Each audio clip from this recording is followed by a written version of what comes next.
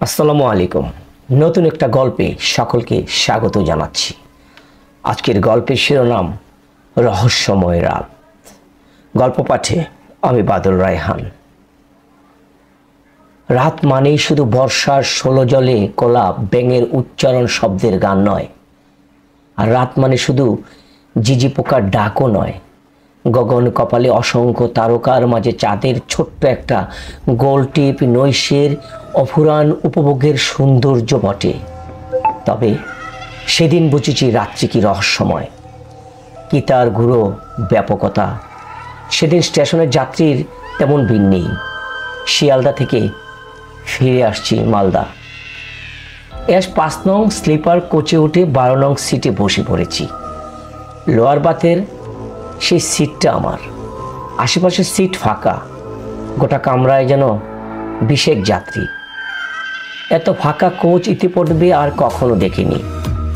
গল্প করার মতো তেমন কাউকে পাওয়া গেল না। ফেসবুক খুলে আবার বন্ধ করে দিলাম। না, কোন এনার্জি পেলাম না। যেন শূন্যতার মাঝে ঘেরে ফেরার পালা।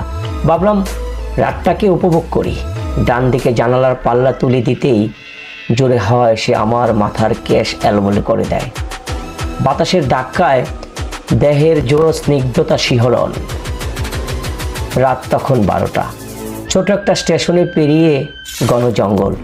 জোনাকের আলোয় দেখা যাচ্ছে মাঝারি উচ্চতার পাতা ভরা গাছ ঝোপঝাড়, যেন ভূতের সাম্রাজ্য। গুটগুটে আধার কার সাধ্য আছে ওই নির্জনে স্থানে ভ্রমণ করার। জিজি পোকার আর্তনাতে হারিয়ে যাচ্ছে ট্রেনের ঝিকঝিক শব্দটা। রাত তখন 2টো। সময়ের অনেক আগেই পৌঁছে যাই মালদা। স্টেশনে নেমে দেখি ছিটে পোটা মানুষ। 1 নং প্ল্যাটফর্মে একটু এগিয়ে ডান দিকে ওয়াল ঘেঁষে একটা চায়ের দোকান। সেখানে গিয়ে বললাম, 1 কাপ চা দাও। চায়ের অর্ডার করে আমি বাম দিকে তাকাই। কিছু দূর এক্সিট গেট। সেখানে একজন টিকটিক টিকটিক করে চেক করে যাত্রীদের বাইরে যেতে দিচ্ছে। ভাবলাম তাড়াতাড়ি চা খেয়ে প্রস্থান করতে হবে এখান থেকে। ফাঁকা স্টেশন, আর যেন নিরাপদ মনে হচ্ছে না। দোকানদারের দিকে ঘুরে তাকালাম। সেটি মেকার থেকে একটা কাজের কাপে চা ঢেলে আমাকে পরিবেশন করলো। আমি হাতে কাপ নিয়ে আলতো চুমুক দিয়েই বুঝে গেলাম চা আর পান করা হবে না। এমন স্বাদবিহীন চা স্টেশনে আর কোনোদিনই খাইনি। তৈরি করে ছুটে ডাস্টবিনের পাশে চা সহ কাপ ফেলে দেই ওই ডাস্টবিনে। বিকট একটা হাসি শুনতে পেলাম। ফেরি দিকে স্টেশনে আর কোনো যাত্রী নেই। গেটের দিকে চোখ রাখলাম, সেখানে আর টিটি নেই। হ্যাঁ, স্টেশন আমি আর স্থির হতে পারছি না। গোটা স্টেশনে শুধু একটা দোকানদার আর আমি। তড়িঘড়ি চায়ের দাম দিয়ে জিজ্ঞাসা করলাম, কোনো হাসির শব্দ শুনতে পেলেন? সে অদ্ভুত ঘাড় নেড়ে উত্তর দেয়, না। বুঝতে পারলাম সে মিথ্যা বলছে, কিন্তু কেন? আর দেরি না করে দ্রুত হেঁটে পড়লাম এক্সিট গেটের দিকে। হঠাৎ লোডশেডিং। সব আলো একসঙ্গে নিভে যায়। স্টেশন থেকে বেরিয়ে এসে অস্পষ্ট আলোয় দেখি অনেক অটো। মোবাইল বের করে আলো জ্বালাই। কোথাও কোনো অটোর চালক নেই। কি অদ্ভুত, এতগুলো অটো চালক গেল কোথায়? সবাই কি একসঙ্গে কোনো নির্জনে ঘুমিয়ে পড়েছে নাকি? চারদিকে অন্ধকার। শত চেষ্টা করে ভয় সংশোধন করতে পারছি না। আস্তে আস্তে মেন রাস্তার দিকে কিছুটা এগিয়ে হঠাৎ থমকে দাঁড়ালাম। ভাবলাম এই বিশাল ফাঁকা জায়গায় একা থাকা মোটেও নিরাপদ নয়। ভাবছি কোন দিকে যাব। মনে হলো একটা চার্জার ভ্যান চালক বসে আছে। মোবাইলের আলো জ্বালাতেই উদ্যত হই। পিছন থেকে হঠাৎ একটা কণ্ঠস্বর ভেসে আসে, কোথায় যাবেন? ভয়ে কেঁপে উঠলাম। মনে হলো বুকের হৃৎপিণ্ড ফেটে যাবে। ঘুরিয়ে থাকি, অস্পষ্ট আলোয় কে একজন দাঁড়িয়ে আছে। মুখমণ্ডল গরম পরিষ্কার বোঝা যাচ্ছে না। একগুচ্ছ জাকড়া চুলের কানের লতি পর্যন্ত তার ঢাকা। গায়ে ফুল হাতা মেরুল কালো জামা আর কুচকুচে কালো প্যান্ট। বেশ লম্বা শীর্ণ চেহারা তার। কাপা কাপা কণ্ঠে প্রশ্ন করলাম, আগে আপনি কে? সে উত্তর দিল, আমি অটো চালক। কোথায় যাবেন? নিজেকে সংযত করে বললাম, আমি একটু কোতোয়ালি যাব। অটো চালক বললেন, এদিকে আসুন। সে যেন রাস্তার দিকে হাঁটতে শুরু করে। তাকে অনুসরণ করে হাঁটা ছাড়া আমার আর কোনো পথ যে নেই। ভাবলাম আমার সব ছিনতাই করে কিছুটা এগিয়ে একটা গলি, সেই গলিটার রোডের সঙ্গে যুক্ত। গলির মাঝামাঝি জায়গায় তার অটো। সে আঙুলের ইশারায় অটোর সিট দেখায়। জীবনের নিরাপত্তা নেই ভেবেও আমি উঠেছি আর ভাবছি আমি এবং লোডশেডিং আর কখনো দেখিনি। একটা স্ট্রিট লাইট জ্বলে না, ইশারায় ইশারায় অটোতে হাত রেখে উঠলাম। অটো চালক অটো চার্জ করে। মেন রাস্তার উপরে হঠাৎ অটো ডান দিকে বাঁক নেয়। আমি চিৎকার করে উঠলাম, এ কোথায় যাচ্ছেন? আমি কোতোয়ালি যাব। আমি তো কোতোয়ালি যাব, আপনি কোথায় যাচ্ছেন? এটা তো টাউনের রাস্তা। তিমির অন্ধকার, সব যেন এলোমেলো হয়ে যাচ্ছে। অটো চালক কোনো কথা না শুনে গাড়ি চালাতে বলে, আমি ঠিক যাচ্ছি। আমি চুপ করে বসুন। ওই যে শেয়াল ডাকছে। শহরে কি শেয়াল ডাকে? ভাবলাম তাই তো। দৃষ্টির আধার ভেদ করে আসছে শেয়ালের হুঙ্কারের ডাক, কিন্তু শহরে শেয়াল ডাকার কথা না। তাহলে আমি কি ভুল শুনছি? হঠাৎ অটো চালক বেশ মোটা গলায় প্রশ্ন করে, শেয়াল কেন ডাকে জানেন বাবু? রাতেই বা কেন ডাকে? আর ওরা কি বলতে চায়? আমি বললাম, না জানি না, আর এই নিয়ে কোনোদিন ভাবিনি, তবে বলো কেন ডাকে শুনি। অটো চালক কি ভয়ানক সুরে বলল, অমাবস্যার রাতে পরীক্ষারাজ ওদের কানে কানে এসে বলে, তোমরা মানুষের বর্গকে সাবধান করে দাও আর বলো অশরীর তাণ্ডব বেড়েছে, তোমরা দ্রুত বাড়ি ফিরে দরজা বন্ধ করে দাও। ভয়ে হিম হয়ে যেতে থাকে গোটা শরীর। মনে হচ্ছে আমি কিছু একটা ভুল করছি, কিন্তু কি? দ্রুতগতিতে অটো চলছে। হঠাৎ লক্ষ্য করে হেডলাইট না জ্বালিয়ে এক অন্ধকারের দিকে কিভাবে এত জোরে চালাচ্ছে অটো। সে তো একেবারে লাইট জ্বলেনি, কোথাও একটা স্ট্রিট লাইট জ্বলছে না। ভয়ে গোটা শরীর কাঁপতে শুরু করলো আমার। আমি পকেট থেকে মোবাইল বের করতে বলি, দাঁড়াও। বলছো তুমি দাঁড়াও, আমাকে আলো জ্বালাতে দাও। মোবাইল হাতে নিয়ে যেন সেই লাইট জ্বালাতেই যাই, কাঁপতে কাঁপতে হাত থেকে মোবাইল পড়ে যায়। চিৎকার করে বললাম, ড্রাইভার তুমি দাঁড়াও, আমার মোবাইল পড়ে গেছে। চালক অটোর গতি বিন্দু মাত্র কমালো না। কর্কশ স্বরে সে প্রশ্ন করলো, এই অন্ধকারে মোবাইল পড়লে কি আর মোবাইল খুঁজে পাওয়া যাবে? আমি প্রশ্ন করি, এই অন্ধকারে তুমি বিনা আলোতে কিভাবে এত জোরে অটো চালাচ্ছ? প্রশ্ন করছি, কিন্তু কোনো উত্তর দিচ্ছে না। কোথায় যাচ্ছি, কেন যাচ্ছি, কি যে ঘটতে যাচ্ছে কিছুই বুঝছি না। ভেবে ভেবে ভয় কাঠ হয়ে যাচ্ছি। হঠাৎ অটো চালক বেশ জোরে ব্রেক। আমি সামনের দিকে ঝুঁকে পড়লাম। অস্থির যাত্রা আমাকে অদৃষ্ট করে তুলেছে। বাম দিকে তাকিয়ে দিকে বিশাল অট্টালিকা, কাচের জানালার ভিতর দিকে গুলিতে আলোর নাইট বাল্ব। আবছা আলোয় পরিষ্কার বুঝতে পারছি না এই মালদা শহরের হাসপাতাল। প্রচন্ড ভয় যেন পাচ্ছি, তেমন রাগও হচ্ছে। তাকে বললাম, তোমাকে বললাম আমি কোতোয়ালি যাব, তুমি এখানে কেন নিয়ে এলে? সে গম্ভীর গলায় বলে, আসলে আজ আমি অন্য জনের ভাড়া ধরেছি তাই। রেগে বললাম, তাহলে আমাকে কেন নিয়ে এলে? সে বলল, আপনাকে নিয়ে এসে পৌঁছে দেওয়ার ভাড়া হয়েছে। অবাক হয়ে বললাম, আমাকে আবার কে এখানে নিয়ে আসতে বলেছে? আশ্চর্য। সে বলল, চলুন আমার সঙ্গে। আমি তার পিছু হাঁটলাম। আজ হাসপাতালে ডেকে কেন উদাসীনের আর ভৌতিক মনে হচ্ছে। চারদিকে ঝিঝি পোকার ডাক।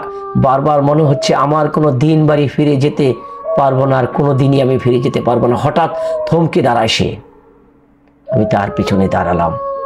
সামনের হাসপাতালে বড় বিল্ডিং, আর একটা পরে গেট। সে দরজার উল্টো আঙুলে টন টন করে নক করে। সেই পিছনে আমার দিকে গড়তেই আমার গোটা শরীর কেঁপে ওঠে। আধারে তার চেহারা বিব্রত রূপ ধারণ করে, গোলাটে আর চোখ দুটি মণি পর্যন্ত বিবর্ণ ছাই রঙের এমন অদ্ভুত চেহারা দেখে ভয় না পেয়ে কি কেউ থাকতে পারে? আমাকে দরজার সামনে দাঁড়িয়ে বলতে বলে। আমি উপরে মুখ তুলতে আমার শরীর ভয়ে কাঁপতে শুরু করে। কিছু দূর নিজেকে স্থির রাখতে পারছি না। এটা তো সেই ট্রমা সেন্টার যেখানে রোজ রাতে ভূতের তাণ্ডব চলে না, তাণ্ডব চলে না। এখানে আর থাকা যাবে না। অটোয় উঠে ওখান থেকে পালাতে হবে ভেবে পিছনে তাকালাম। দেখি অটো চালক নেই। কোথাও পালাবো ভাবছি, কিন্তু প্রাণটা তো বাঁচাতে হবে। পিছনের গেট খোলার শব্দ বেশি আসে। আমি নিশ্চিন্ত এটা ভূত। আর যারা এই তাণ্ডব রোজ কানে শুনে খবরের কাগজ দেয়, ওরা কোনো মতে আমাকে বাঁচাতে আসবে না। তাহলে আমি কি করব? নাম ধরে ডাকছে। পিছনে ফিরে আমি আরো হতবাক। আরে, এ তো মায়া! কি অপূর্ব তার সৌন্দর্য! সাদা পোশাক, সে যেন আজ স্বর্গ থেকে নেমে এসেছে। কোমর পর্যন্ত লম্বা অগোছালো কালো একগুচ্ছ ক্যাশ, হালকা বাদায় উড়ে বারবার তার দুদিকে গাল ছুঁয়ে রঙিন আলোয় লাল হয়ে যাচ্ছে তার কুন্তল। অসংখ্য তারার মাঝে বোধ হয় একটা পরী মানব এসে দাঁড়িয়েছে। তার সৌন্দর্য বিমগ্ন হয়ে কয়েক সেকেন্ডের জন্য ভুলে গেছি ভয়। আমি তাকে বললাম, তুমি এখানে? চলো দুজনে পালাই এখান থেকে। এখানে রোজ ভূত খেলা চলে। মালদা সদর হাসপাতালে এই ট্রমা সেন্টার। নার্স, সাফাই কর্মী সবাই পালিয়ে ভয়ে। চলো পালাই। আমি মায়ার হাত ধরে পালাতে উদ্যত হই। মায়া নির্ভয়ে দাঁড়িয়ে থাকে। আমি তার দিকে ঘুরে দাঁড়ালাম। সে বলল, কোনো ভয় নেই অর্ণব, চলো ভিতরে যাও। আমার হাত ধরে সে ওয়ার্ডের ভিতরে পা রাখে। কিন্তু কি বিচিত্র তার আচরণ! ভয় আমাকে যেন অষ্টপৃষ্ঠে বেঁধে ফেলেছে। আমি ভয়ে ভয়ে ওয়ার্ডের ভিতরে প্রবেশ করি। দ্বিতীয় পা যেই ভিতরে রেখেছি, দরজা ঠক করে নিজে থেকে বন্ধ হয়ে যায়। আমার প্রাণ যায় অবস্থা। কে দরজা বন্ধ করলো কিছুই বুঝতে পারলাম না। কাঁপা কাঁপা স্বরে আমি প্রশ্ন করলাম, তো তোমার ভয় করে না? সে বলল, এখন আর ভয় করে না। আমি অবাক হই। অলিকভাবে দরজা বন্ধ হয়ে যাচ্ছে, আর মায়ার কিছুই হচ্ছে না। মায়ার সাহস আছে, আর আমি ভয় পাবো না। বুক অনেকটা সাহস সংগ্রহ করে ফেললাম। জানো মায়া, দীপক যেদিন কি মিথ্যা কথা এই না আমাকে বলেছে। কি বলেছে বলো? মায়া আমাকে প্রশ্ন করে। আমি তাকে বললাম, সে বলেছে তোমার মায়া আর বেঁচে নেই। আমি ছুটে যাচ্ছিলাম তোমার বাড়ি। লকডাউনের কারফিউ চলার কারণে আমাকে যেতে দেওয়া হয়নি। ভালোই হলো কথাটা মিথ্যা ছিল। মায়া বলল, দীপক ঠিক বলেছে অর্ণব, আমাকে খুন করা হয়েছে। আমি চিৎকার করে ঘুরে পালাতে চেষ্টা করি। মায়া বলে, কেন যেতে চাইছো অর্ণব? আমি থমকে দাঁড়াই। সে বলল, এতদিন ধরে তোমার সঙ্গে গল্প করিনি, একসাথে ঘুরিনি। আজ তোমাকে পাশে পেয়ে অনেকটা স্বস্তিতে। তুমি আর চিন্তা করো না অর্ণব, আজ থেকে তুমি আমার কাছেই থাকবে। হাঁটতে হাঁটতে ভিতরে হল ঘরে যায়। বুকের ভিতরে কেমন যেন সংখ্যার ঘন্টা বাজে। হল ঘরটা যেন পুরো ভুতুরে, চারদিকে কারো যেন শুয়ে আছে মুখ ডেকে। আমি প্রশ্ন করি, ওয়ালের ধারের মেঝেতে মুখ ডেকে শুয়ে আছে কারা? মায়া উত্তর দেয়, ওরা প্রত্যেকেই অকাল মৃত্যুর শিকার। এদের কারো করোনা ছিল না, অথচ করোনার ঔষধ দিয়ে খুন করা হয়েছে। আজ ওরা অতৃপ্ত আত্মার শিকারী। ভাবলাম আমি নির্ঘাত মৃত্যুর দিকে এগিয়ে যাচ্ছি। মায়া বলে, আজ থেকে তোমাকে আমার সঙ্গেই থাকতে হবে। শুনে আমার যেন কণ্ঠরোধ হয়ে আসে। আমি প্রাণের ভয়ে দরজার দিকে ছুটে যাই। জোরে জোরে দরজা ধাক্কা দিয়ে চিৎকার করে ডাকতে থাকি, বাইরে কি আছো? আমাকে বাঁচাও। কেউ শুনছে না। দয়া করে আমাকে কেউ বাঁচান। চিৎকার করতে করতে ক্লান্ত হয়ে গেলাম, কিন্তু কেউ এলো না। ভয়ে আর মুখ দিয়ে কথা বেরোচ্ছে না। হঠাৎ একটা ভয়ানক লম্বা হাত এসে আমার গাড় ধরে শূন্য টেবিলে নিয়ে যায় মায়ার সামনে। হাতটা ওয়ালের ধারে শুয়ে থাকা ভূতের। আমার চিৎকারে সবাই উঠে বসে, পর থেকে লম্বা লম্বা দাঁত বেরিয়ে আসে, আমার দিকে চেয়ে হাসছে, যেন সবাই আমাকে একসঙ্গে ছিঁড়ে খাবে। মায়া আমার গলা থেকে মায়াময় হাতটা ধরে সরিয়ে দেয়। মায়ের ডান হাত অচমকা একটা ছুরি উড়ে আসে। সে বাম হাত দিয়ে আমার বুকের কাছে টেনে গলায় ছুরি ধরে। আমি বাঁচার জন্য ভয়ে ভয়ে অনুরোধ করতে থাকি, আজ তুমি পার হয়ে গেলে মায়া। না মায়া, তুমি আমাকে খুন করতে পারো না, দয়া করে আমাকে ছেড়ে দাও। এত সুন্দর পৃথিবী ছেড়ে অকাল ভাবে আমি মরতে চাই না। আমাকে দয়া করো, আমাকে দয়া করো, প্লিজ মায়া, আমাকে দয়া করো। মায়া বলে, তুমি কিন্তু যে আমার কথা দিয়েছিলে অর্ণব, একসাথে বাঁচবো আর একসাথে মজবো, আর সব ভুলে গেলে? তুমি যে স্বপ্ন দেখিয়েছিলে তা কি সহজে ভোলা যায়? জানো অর্ণব, তুমি মারা গেলে আমরা দুজনে নৈশের তারকার মাঝে ভাসবো, খেলবো, আনন্দ করব। আমি বললাম, হ্যাঁ আমি কথা দিয়েছিলাম বটে, একসঙ্গে মরবো, একসঙ্গে বাঁচবো, কিন্তু আমি ভূতের প্রেতাত্মার মাঝে টিকে থাকতে পারবো না মায়া। তুমি কেন বুঝতে পারো না? মায়া বলে, কি হয় অর্ণব, আমি এখানে তো আর তুমি বাড়িতে থাকবে একা? না অর্ণব, না, তোমাকে বহু কষ্ট করে এখানে আমি নিয়ে আসতে পেরেছি, আর তুমি বলছো তুমি আমাকে ছেড়ে যাবে? তা আমি কি করে হতে দিই অর্ণব? তুমি আর না বলো না। এই দাঁড়ালো ছুরি দিয়ে টুক করে গলা কেটে দিলে তুমি আমার কাছে চলে আসবে সহজেই। তোমরা একদম মাথা ব্যথা হবে না। তুমি আমার শরীর ত্যাগ করো অর্ণব, একটু গলা বাড়াও, তোমার কোনো কষ্ট হবে না। ভরসা রাখো, নিজেকে বাঁচানোর আমি প্রাণপণ চেষ্টা করেছি। আবার আমি অনুরোধও করেছিলাম। তুমি কেন বুঝতে চাইছো না মায়া? আমি ভূত প্রেতাত্মার মধ্যে বেঁচে থাকতে পারবো না। এখানে বেঁচে থাকার প্রয়োজন হয় না অর্ণব। তুমি আমাকে বুকের কাছে পেয়ে জড়িয়ে ধরো না, আদর করো না। আমার যে বড্ড কষ্ট হচ্ছে অর্ণব, মৃত্যুর পর সব করব। আমি নির্ঘাত মৃত্যুর ঘন্টা থেকে মিনিট মিনিট থেকে সেকেন্ড সেকেন্ড শুনছি, তবু বেঁচে থাকার কিঞ্চিত আশা নিয়ে আবার অনুরোধ করে বললাম, তুমি কি আমাকে সত্যি খুন করবে মায়া? বিরক্ত হয়ে ছেড়ে জোরে ধাক্কা মেরে ফেলে দিয়ে বলে, প্রেম করার সাহস থাকে না তো প্রেম করো কেন? আমার ইচ্ছা অনিচ্ছা বলে কিছু নেই, এরা সব বেঈমান। আমার করোনা ছিল না, তবু ওরা আমাকে জেনে শুনে আমাকে মেরে ফেলেছে। খুনিরা সব নিরাপদে ঘুরছে, আর আমি অকাল মৃত্যুর অতৃপ্ত আত্মা হয়ে ঘুরে বেড়াচ্ছি। আমি আর তোমাকে মারবো না, তবে ওরা তোমাকে ছাদে নিয়ে যাবে, আস্তে আস্তে 10 তলা ছাদ থেকে নিচে ফেলে দিবে। অশরীরী হতে তোমার কোনো কষ্ট হবে না, শান্তির মৃত্যু বরণ করে নাও, যাও মায়া। মায়া নির্দেশ। দুই দৈত্য মানব আসে, আমার দেখে অট্ট হাসি হাসে, মাঝে মাঝে তাদের গলা থেকে মাথা পর্যন্ত চারদিকে ঘুরছে। আমার জীবনে বেঁচে থাকার আশা তখন শেষ হয়ে গেছে। দুজনে আমার দুহাত ধরে টেনে 10 তলার ছাদে নিয়ে যায় ওরা। আমাকে একদম ছাদের কিনারে দাঁড় করায়। বাম দিকে একটু মাথা ঘুরিয়ে নিচের দিকে চেয়ে দেখি পা দুটো ভয়ে থরথর করে কাঁপছে। সেই দিন বুঝেছি মৃত্যুর আগের মুহূর্তটা বিকট হাসি হাসি দানব ফেলতে যাবে। এমন সময় মা এসে বলে, দাঁড়াও। তারা আমাকে ছেড়ে দূরে সরে। মায়া আমার সামনে এসে দাঁড়ায়। আমি এখন ক্ষীণ কণ্ঠে প্রশ্ন করলাম, আমাকে মুক্তি দেবে না মায়া?